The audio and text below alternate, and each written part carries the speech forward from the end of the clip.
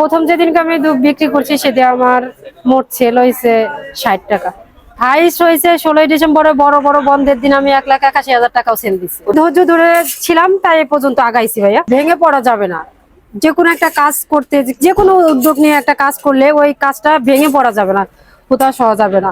ধৈর্য ধরে থাকলে পারে আল্লাহ তার প্রতি সহায় হতে পারে। লাভ লস মিলেই ব্যবসা।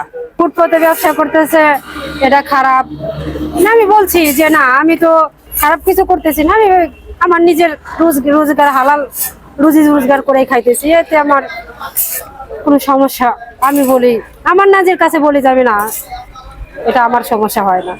তো তাদের যদি সমস্যা এটা তাদের ব্যক্তিগত ব্যাপার, আমার কিছু ভাই আসেন।